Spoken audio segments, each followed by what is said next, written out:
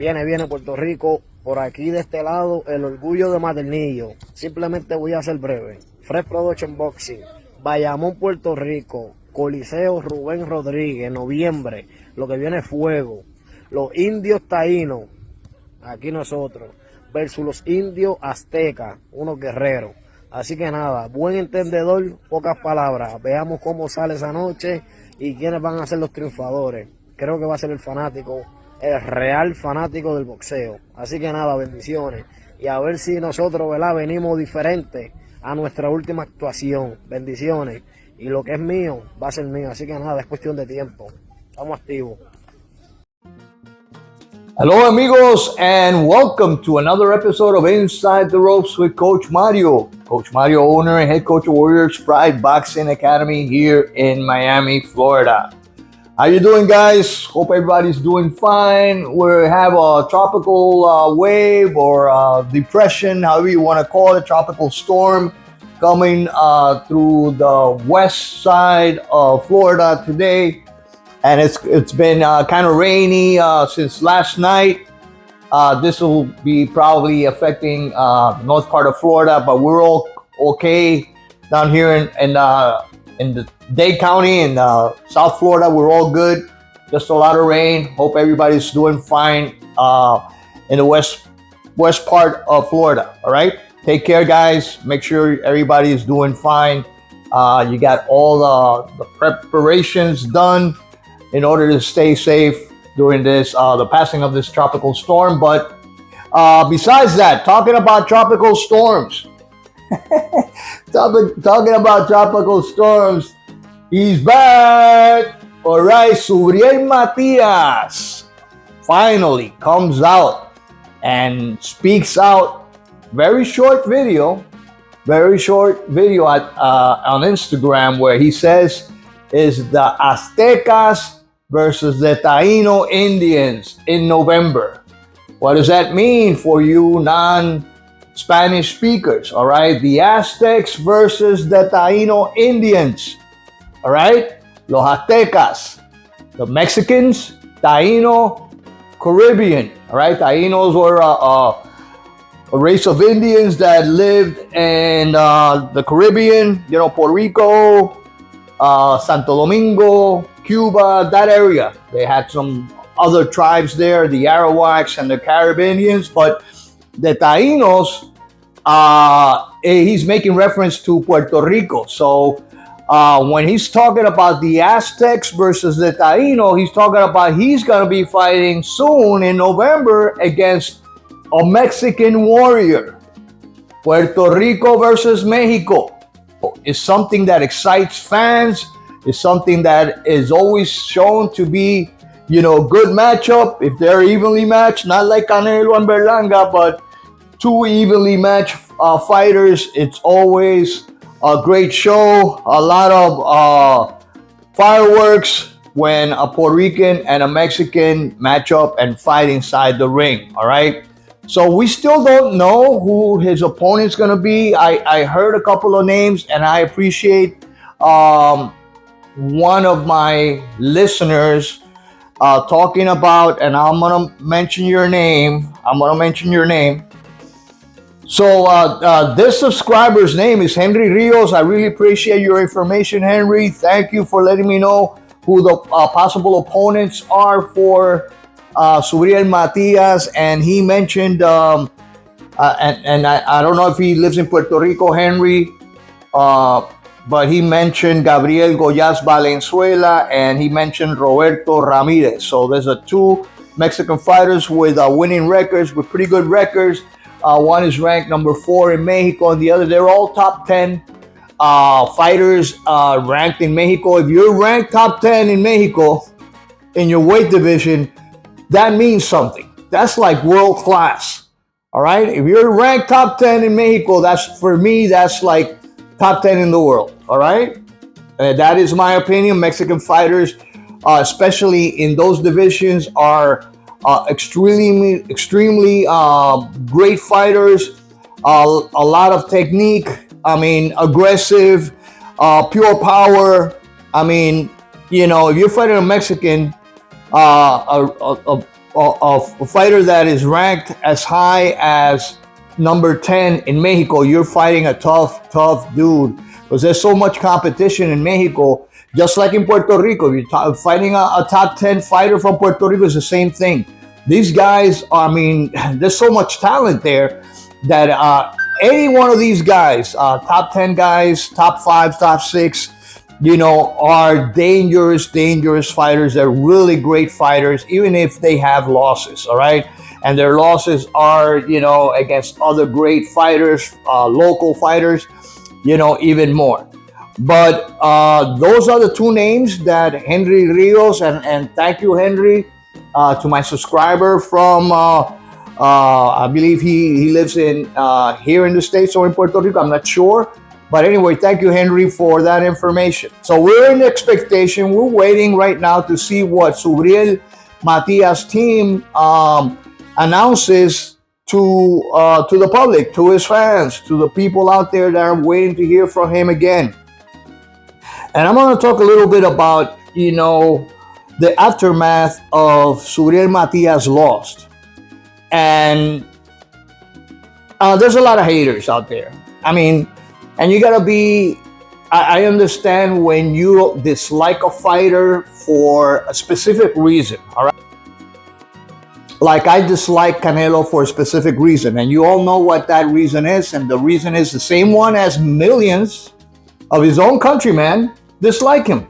He's arrogant, he's a cherry picker, he avoids fighting the best, he's like a little brat, spoiled brat that wants his way, and the organization WBC lets him go and give him all the trinkets that he likes and the trophies. He likes to hold them and all that other stuff, but he, in his mind, he thinks he's the best. He self-proclaims he's the best, but in my opinion, he is not, until you fight David Benavides.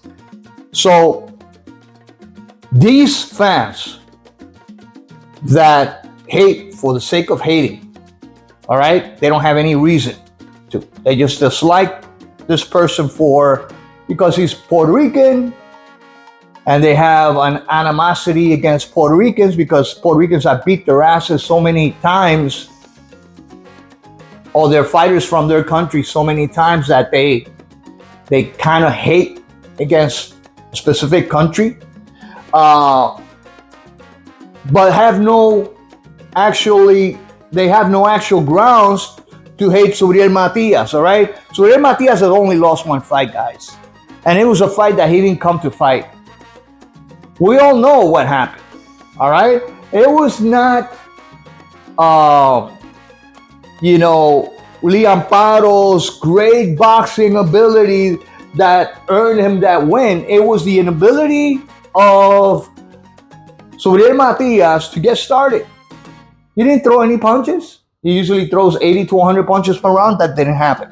But we have talked about this so many times. And the reason why I'm saying this is because those guys that have said that Teofimo Lopez, even Rolly, some guys said Rolly, could dispatch Suriel Matias. He's a nobody. He was overrated. He's a hype job. All this other stuff. Guess what? None of those guys want to fight him. They didn't want to fight him then, and don't want to fight him now. Guess what, guys? Whether you like it or not, those haters, Suriel Matias is still the boogeyman, guys, because nobody wants to fight him yet. Still, nobody wants to fight him still. Teofimo Lopez won't touch him with a 10-foot pole. Teofimo Lopez talks a lot of crap, and I know that Chris Algieri, vouches for him and worships the ground he walks on, but he doesn't convince me because he has shown weakness, mental weakness, when in his last 3 fights he has not been able to dispatch his opponents, and he has 2 controversial wins, which in my opinion, the opinion of many others, he lost. The reason why I'm bringing Teofimo Lopez into this discussion about Suriel Matias is because they are in the same weight class, all right? Now, Teofimo is trying to challenge somebody at 154, which is Terence Crawford, who has no need for Teofimo Lopez at all. And he's using this as a tactic to keep his name relevant while avoiding fighting the best fighters. All right? That's a tactic that he's learned from Canelo Alvarez. He's actually training with Canelo Alvarez. He's learning all his tricks. All right, this is how you're gonna cherry pick. This is how you're gonna remain relevant and make money. That's the path that Teofimo Lopez is taking. And let me tell you something. I used to be a real fan at the beginning of Teofimo Lopez when he said he was old school. He wanted to fight everybody. Same thing that Canelo says. I'm not afraid of anybody. I'll fight anybody. And that's not true. Actions speak louder than words, my friends. Actions speak louder than words, and right now it's been proven, and this is a fact, that both of these guys are cherry pickers and they're avoiding to fight the best. All right. So going back to the conversation about Subriel Matias. Subriel Matias has to take this opportunity and give one hell of a performance on his next fight against whoever his opponent is. One of those top 10 guys in Mexico, all right? He's not gonna fight a top 10 guy worldwide.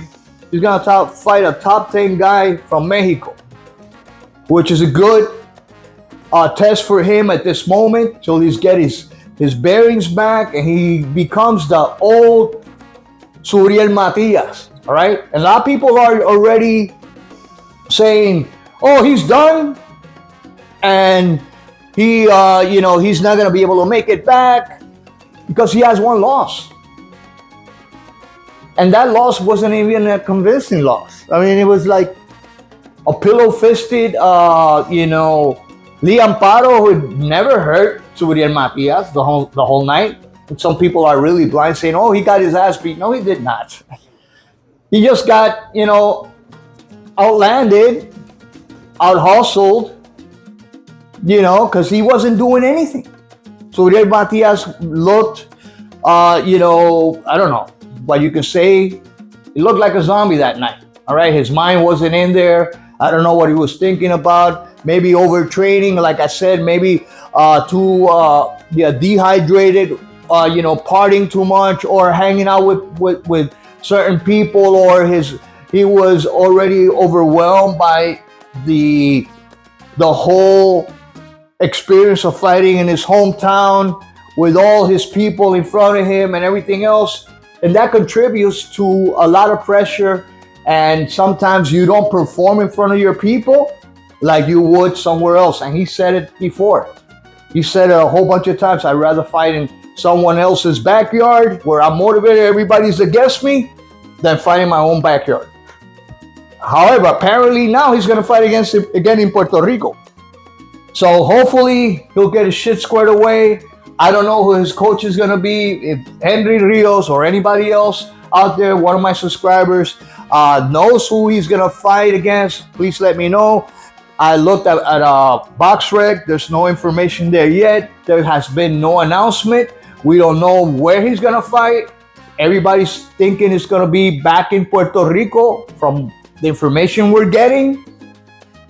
So he's got to put a performance of a lifetime right now. It's do or die for Suriel Matias, all right? Naysayers are going to continue talking shit about him even if he wins. They're going to say, oh, he fought a nobody, he fought a bum, this and that.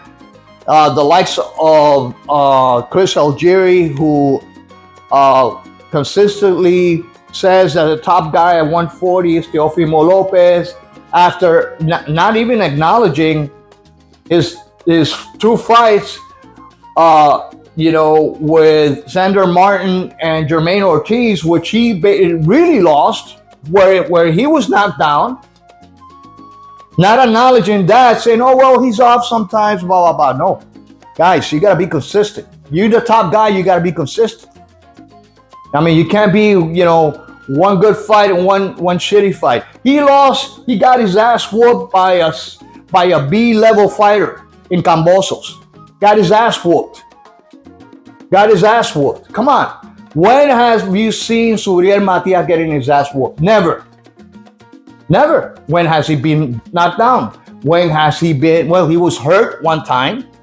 He was hurt one time against, Petros Anayan, but he avenged that fight and knocked Anayan out in a really bad way. This guy's got almost 100% knockout ratio, guys.